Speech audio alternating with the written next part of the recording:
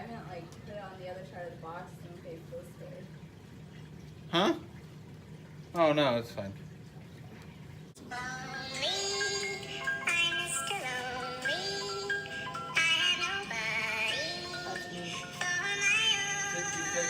What's going on, everybody? Caleb back with a vape shop. Oh gosh, this is a small space review. Like I said, what we're going over today is the iJoy Diamond Mini Kit. This is a dual 18650 mod. It's actually quite small. We'll show you when we get up close and personal. And it has a tank on there. I think it's the diamond tank, something like that. The coils that look like bullets, I'll show you when we get up close. And it holds 5.5 mils of juice. Now this is a mini kit because the original diamond kit I think was 20 or 21 700s. So it is quite the little dainty thing for a dual 18650. I think they literally took out as much as they could around the tray to make it as small as possible. That didn't have like shove it in the bottom style battery door.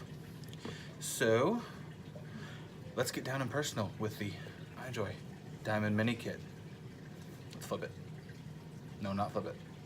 Let's get down low. All right, we are up close and personal with the Diamond Mini Kit by iJoy. This is the front of the packaging. Nice purple color.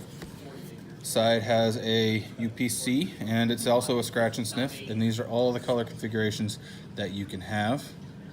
Location in Shenzhen. Ugh, can't say that. Stat sheet. All it comes with, stuff like that. And then a little note on the side. It's a warning. Don't vape unless you're 18 to 21, depending on your state. Contains nicotine even though it doesn't. All that good junk.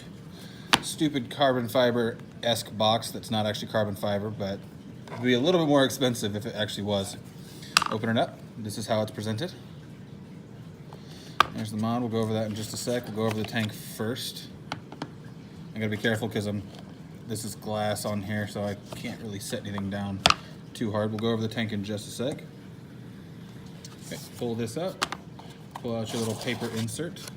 And these are all your extra goodies. An extra 0.15 coil. These are the coils that look like a bullet, which is why I like them so much. It is the exact same as the one that comes in the tank. Card for charging. No. Cable for charging and firmware upgrade. Don't charge your mod through this cable, guys. It runs a current through the chip and then into the coil, and it'll mess up your chip. Or into the battery, not the coil. Straight glass if you don't want to run it in 5.5 mil mode. It's nice and matchy purple, which I like. Vape band and 510 adapter for your drip tip. A little bit of extra O-rings and stuff. And then warranty card and pamphlet. So let's go over the tank. Put everything back first because it's not mine. And then I drop things. It's okay. Nothing broke. Kenny told me not to break anything, and that's the only way I get to use his shit. Okay, putting everything back and getting that out of the way. That's everything inside the box. Now let's go over the tank. Comes with a not matchy drip tip, but not a bad little drip tip either. I like the two-tone color. The resin on the top, or acrylic, whatever it is, feels a little bit cheap, but it looks nice. I'm not gonna lie. It's one of those weird snakeskin-esque coils, hexagon coil, or I keep saying coils today. Apparently I have coils on the brain. Hexagon-esque patterns on there, on the drip tip. It's 810 style, which is why they have a 510 adapter. Let's open it up, show you the top fill. It's easy top fill with nice and large fill slots, and it's just like a half turn if I'm not mistaken to get it tightened down and tightened off. Maybe if I turned it the right way. There we go, I caught it. iJoy on one side and a diamond on the other side for where to grab to unscrew it. Just half turn on, half turn off. Let's disassemble the tank and show you the coil it comes installed with. Leave that. There we go. Bullet shaped coil. It's still 1.5 mesh. They're both 1.5 mesh coils. Screw that back in. We'll prime that up in just a sec. Dual airflow slots on both sides, so nothing special there. Just your normal airflow. Stops one way, stops in the other. And then the interesting thing is it comes with like an iridescent glass piece, which Sarah loves to hell, but I'm not sure I like very much.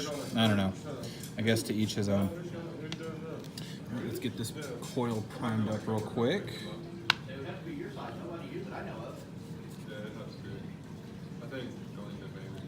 Always prime your coils before you put them in. Cassie won't be here tomorrow, so Neil's covered tomorrow. She'll be back to work her Sunday shift. Always prime your coils. And just put a little bit of juice around here. I'm ahead of vacation for Christmas. Put it back together, fill her up. Wipe the juice off my hands so I don't look like nasty ass. All the tolerances on here are really nice. Like, it's not too hard to unscrew. Airflow is nice. Top fill is nice.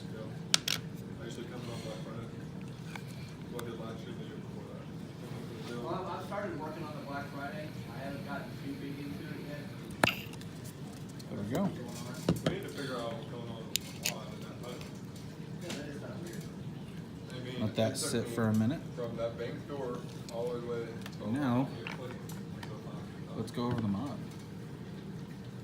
It's a dainty little thing. Like I said, dual 18650. Back battery door has no catches, but it has a little bit of a lip around the edges, so it's easy to grab if you can't see that. Just grab it. Dual 18650. No ribbon because they basically stick out a fair margin. There we go. Pop those in all the way. But holds really well. They're not going to come out. And then door just slides on like that. Centered 510 connection. I'm pretty sure it's spring loaded. And then I turn it on. 4.5. And there's your screen. It doesn't flicker in real life, but it has battery gauge, watts, voltage, ohms of your coil and everything, different modes. Screen time kind of sucks. Power, normal, amount of seconds, and the amount of puffs. Let's get into the menu. One sec. Up and down buttons down here.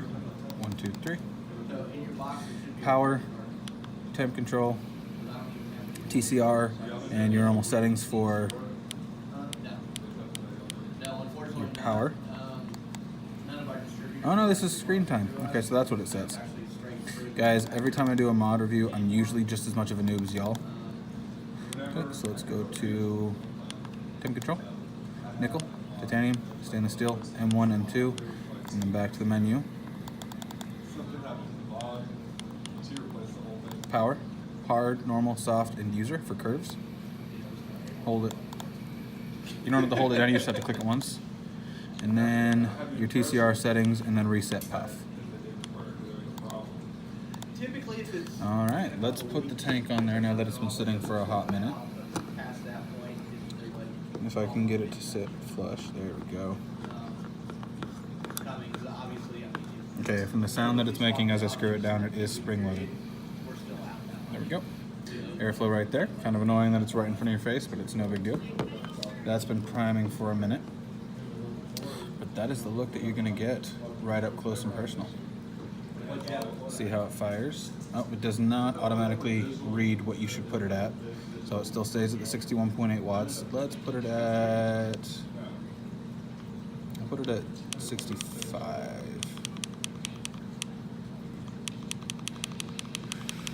I hate when it goes in 0.1 increments up to the like 100 watt margin because it's really annoying to actually scale it down. Actually, let's see how fast this goes.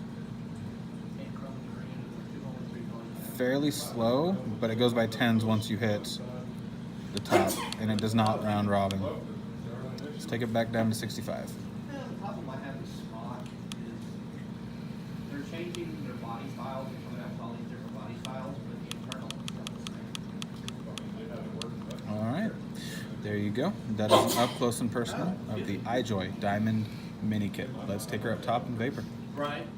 All right, back up top with the iJoy Diamond Mini Kit. Explain that in a sec. All right, we have a 0.15 coil. It's actually reading at oh, nope, there it goes. It dropped down to 0.15. It was at 0.19 a minute ago on screen. And we're sitting at 65 watts. Let's see some vapor production on these coils real quick. Flavor and everything like that. Kenny's standing just off screen over there. He might put his hand in here in just a sec.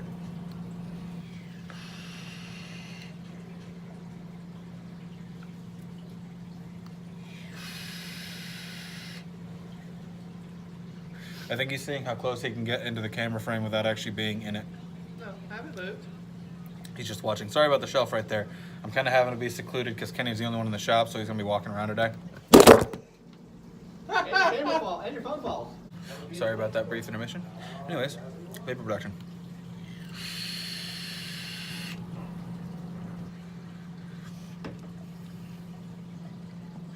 Okay, let's readjust here, mid-review.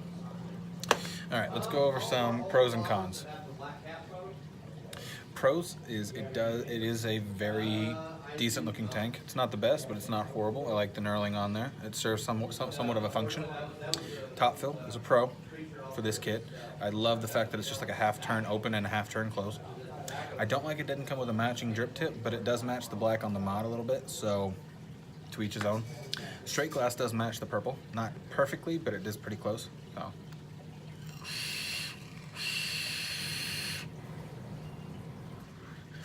Breaking on these coils is almost non-existent. Just let it sit for like 2 minutes and it's good to go.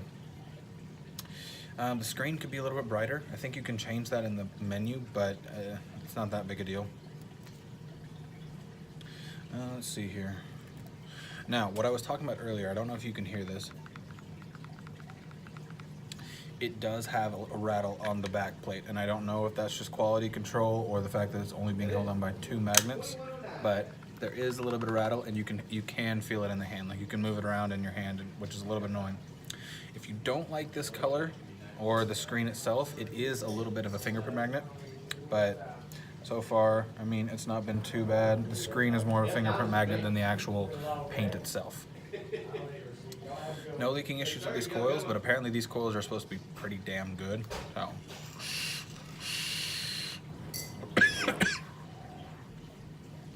I can tell you right off the jump that the flavor on these coils is actually pretty phenomenal, not gonna lie. Especially for a coil right out of the box, so.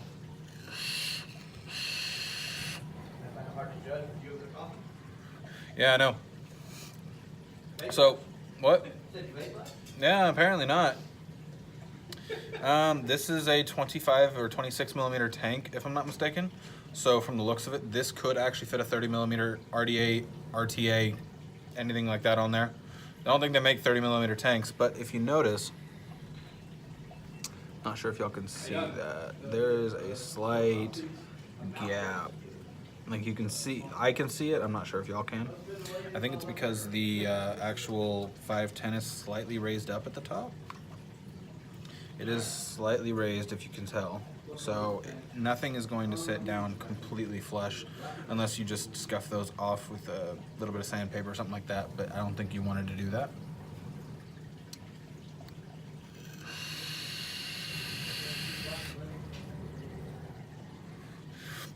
These coils are damn tasty. All right, so overall rating. I've told you some cons, I've told you some pros. As a dual 18650 kit, because everybody has one, this is not a bad little kit. Sorry for that brief intermission. There was customers. All right, so it's a decent little device. It's a little chunky, a little heavy. That door is a little bit of a problem, and the fact that it doesn't have a matching 810 drip tip is a little bit irksome to me, but that's personal preference. So, ramp up time's pretty good. Let me see if you can hear that. There's like a 0.5 second delay, which isn't horrible if you're used to that, because a lot of mods don't have fast ramp up, and that's kind of normal. So, what would I give this as an overall rating? As a kit, I'm gonna give this 6.5. Mid-range, nothing too special, but nothing, it's not bad. If the door didn't rattle, I'd probably give it another 0.5. It's just one of those things where it's like, it's quality control. I can't give it a higher rating because quality control has to go into factoring for this mod. The tank by itself, oddly enough, I would give one of our highest ratings on tanks, probably about an 8. Flavor's great. There was no break-in time whatsoever, and it holds a decent amount of juice, but it does guzzle. I filled it up to the top of the ports, and it is officially, it's hard to see with that iridescence in there, but it's officially almost down to the bottom of the juice ports on the side. That has been the Reviews Like a Sir review on the iJoy Diamond Mini Kit. See you guys next time. Peace.